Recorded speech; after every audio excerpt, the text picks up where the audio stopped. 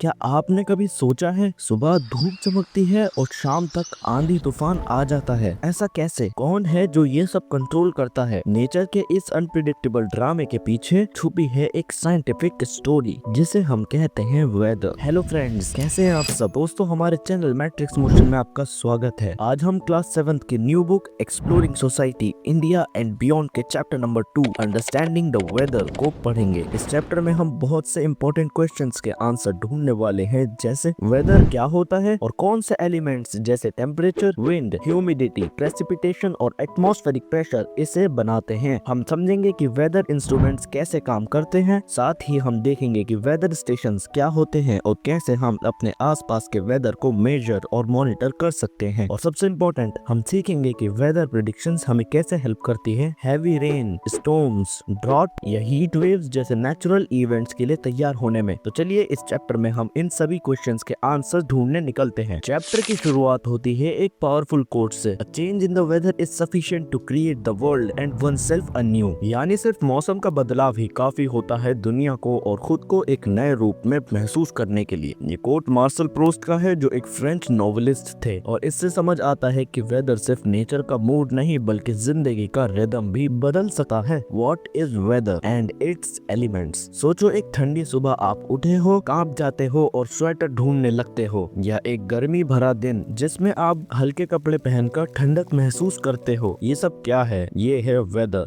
Weather यानी मौसम, अर्थ के एटमॉस्फेयर का हाल एक पर्टिकुलर टाइम और प्लेस पर। लेकिन एटमॉस्फेयर क्या होता है? सिंपल शब्दों में ये गैसेस की एक लेयर होती है जो अर्थ को सराउंड करती है, जिसे हम हवा कहते हैं। जैसे केक की लेयर्स होती है, वैसे ही एटमॉस्फेयर की भी लेयर्स होती हैं। लेकिन नीचे वाला लेयर जो जमीन के सबसे करीब होता है उसे कहते हैं ट्रोपोस्फेयर। यहीं पर हम पेड़ पौधे जानवर रहते हैं और सारी वेदर एक्टिविटीज भी यही होती है। इस लेयर की हाइट 6 किलोमीटर से लेकर 18 किलोमीटर तक होती है। अब इसकी हाइट हर जगह एक जैसी नहीं होती, ये डिपेंड करती है कि आप अर्थ के किस रीजन में हो। पोल्स पर यहाँ हवा बहुत ठंडी होती है। जब हवा ठंडी होती है तो वो कॉन्ट्रैक्ट यानी सिकुड़ जाती है। इस वजह से ट्रोपोस्फेयर की लेयर पतली होती है, लगभग 6 किलोमीटर तक। ट्रॉपिकल जोन में जैसे इंडिया, अफ्रीका के कुछ पार्ट्स, यहाँ हवा गर्म होती है। गर्म हवा एक्सपैंड करती है यानी फैलती है। इस वजह से ट्रोपोस्फेयर की लेयर मोटी, ज्यादा हाइट की होती है, लगभग 18 किलोमीटर तक। आप जो हॉट, कोल्ड, रेनी, क्लाउडी, स्नोई या विंडी जैसे शब्द यूज करते हो, वो सब डिस्क्राइब करते हैं वेदर के एलिमेंट्स को। फिगर 2.2 के थ्रू आप क्लियरली देख सकते हो ट्रोपोस्फेयर, स्ट्रेटोस्फेयर, ट्रोपोपोज और ओजोन लेयर की प्लेसमेंट। दोस्तों, कभी सोचा है कि बारिश कब आएगी या गर्मी कब बढ़ेगी? ये सब वेदर के एलिमेंट्स पर डिपेंड करता है। वेदर यानी मौसम को समझने के लिए कुछ बेसिक एलिमेंट्स होते हैं, जैसे टेम्परेचर यानी प्रेसिपिटेशन, कितना ठंडा या गर्म है, जिसमें रेन, स्नो,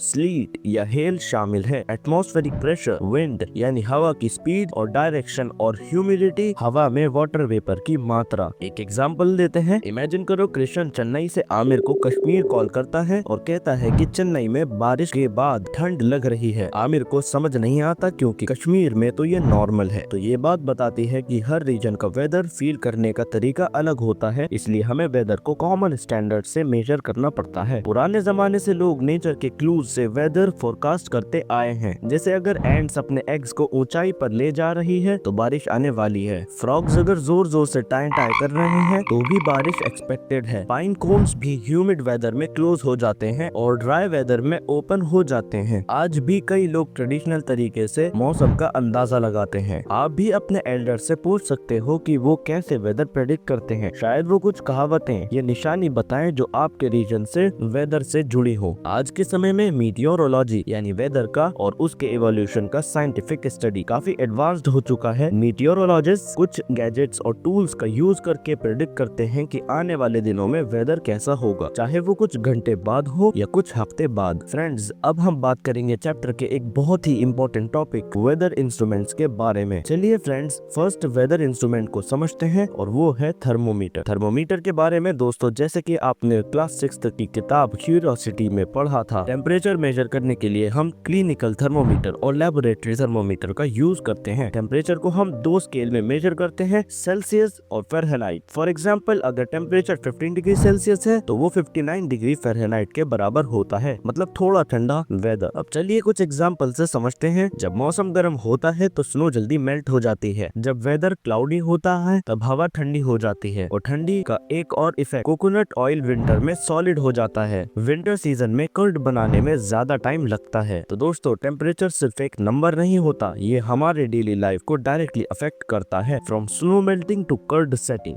दोस्तों, थर्मोमीटर्स कई तरह के होते हैं। कुछ सिर्फ एम्बियंट टेम्परेचर यानी आसपास का तापमान नापते हैं, जबकि कुछ ऐसे भी होते हैं जो दिन भर का मैक्सिमम और मिनिमम टेम्परेचर रिकॉर्ड करते हैं। आपने नोटिस किया होगा कि ट्रेडिशनल थर्मोमीटर्स में एक कलर्ड लिक्विड होता है। जब टेम्परेचर बढ़ता है तो ये लिक्विड एक्सपैंड करता है, लेकिन आजकल ज्यादातर डिजिटल थर्मोमीटर्स का यूज हो रहा है क्योंकि ये ज्यादा एक्यूरेट होते हैं और ज्यादा डेटा स्टोर कर सकते हैं। अब बात करते हैं टेम्परेचर से जुड़ी कुछ इंपॉर्टेंट स्टैटिस्टिक्स के बारे में। पहली है रेंज ऑफ टेम्परेचर, यानी maximum temperature minus minimum temperature. अक्सर 24 घंटे का रिकॉर्ड लिया जाता है। दूसरी है मीन डेली टेम्परेचर, जिसे हम कैलकुलेट करते हैं maximum plus minimum temperature divided by 2 से। क्या आप जानते हो इंडिया मेट्रोलॉजिकल डिपार्टमेंट यानी IMD का एस्टेब्लिशमेंट 1875 में हुआ था। उनका मोटो है आदित्यात जयाते वृष्टि, मतलब सूरज से ही बारिश होती है। ये लाइन आती है मनुस्मृति से, जिसमें लिखा है सूरज से ही बारिश होती है, बारिश से अन्न और अन्न से जीव। क्योंकि सूरज की गर्मी से पानी इवेपोरेट होता है, बादल बनते हैं और फिर बारिश होती है, यानी रेनफॉल। तो चलिए अब बात करेंगे एक और इम्पोर्टेंट वेदर एलिमेंट के बारे में, और वो है प्रेसिपिटेशन, मीन्स बारिश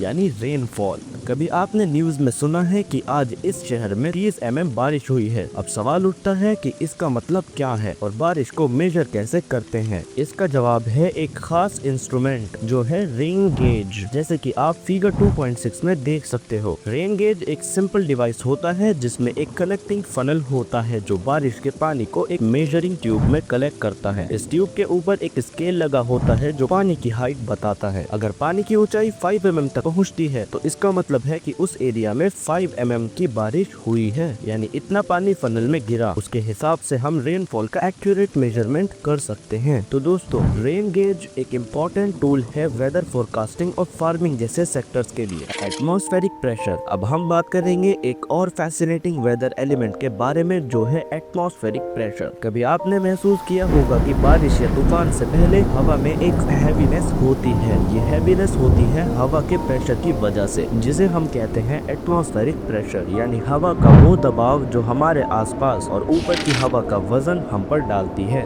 जैसे कि आप फिगर 2.7 में देख रहे हो। एटमॉस्फेरिक प्रेशर होता है हवा का वजन जो हम पर और जमीन पर दबाव डालता है। आइए समझते हैं इस कॉन्सेप्ट को एक सिंपल तरीके से। प्लेन्स और सी लेवल पर प्रेशर हाई क्यों होता है? फर्स्ट, प्लेन्स और सी लेवल पर हम जमीन के सबसे नीचे हिस्से में होते हैं। सेकंड, हमारे ऊपर पूरी हवा की परत लेयर ऑफ एयर होती है, इसका वजन ज्यादा होता है। थर्ड, जितना ज्यादा हवा का वजन उतना ही ज्यादा प्रेशर हम पर पड़ता है। फोर्थ, इसलिए सी लेवल पर एटमॉस्फेरिक प्रेशर हाई होता है, लगभग 1013 MB। माउंटेन्स पर प्रेशर लो क्यों होता है? फर्स्ट, जब हम माउंटेन्स पर चढ़ते हैं तो हम हवा के ऊपर वाले हिस्से में पहुंच जाते हैं। सेकंड, ऊपर जाके हवा पतली हो जाती है, एयर बिकम थिनर, इसका मतलब है कि हवा के पार्टिकल्स कम हो जाते हैं। थर्ड, जब हवा का वजन कम होता है तो नेचुरली प्रेशर भी कम हो जाता है। एक सिंपल एग्जांपल से समझते हैं। सोचो एक बड़ा सा थैला है जो हवा से भरा है। अगर आप उस थैले के नीचे हो तो आप पर ज्यादा वेट लगेगा, लेकिन अगर आप उस थैले के ऊपर हो तो वजन कम महसूस होगा। बस वैसे ही प्लेन्स और माउंटेन्स में प्रेशर का फर्क होता है। इन ब्रीफ, नीचे प्लेन्स या समुद्र के पास एयर प्रेशर ज्यादा होता है, और जैसे जैसे हम पहाड़ों की तरफ जाते हैं प्रेशर कम होता जाता है। कूलर एयर, लो प्रेशर, इसलिए माउंटेन्स पर ऑक्सीजन कम होती है और लोग थकावट, चक्कर या सांस लेने में दिक्कत महसूस करते हैं। ये जरूरी नहीं कि हमेशा प्लेन्स में प्रेशर हाई हो, कभी कभी ये ड्रामेटिकली ड्रॉप करता है। जब ऐसा होता है तो मीटियोरोलॉजिस्ट इसे कहते हैं लो प्रेशर सिस्टम या डिप्रेशन, जो आगे चलकर स्टॉर्म या साइक्लोन में बदल सकता है। एटमॉस्फेरिक प्रेशर को मेजर करने के लिए यूज होता है एक स्पेशल इंस्ट्रूमेंट, बैरोमीटर। आजकल के modern barometer millibar unit MB में रीडिंग देते हैं। नॉर्मल एटमॉस्फेरिक प्रेशर समुद्र के पास होता है 1000 1013 MB, और अगर ये 1000 MB से नीचे चला जाए तो समझ लीजिए कोई वेदर डिस्टरबेंस आ सकता है। अब हम ले जा रहे हैं आपको एक रोमांचक जगह जो है खरदुंग ला पास, जो लद्दाख में स्थित है, जो दुनिया की सबसे ऊंची मोटोरेबल रोड है 18,380 फीट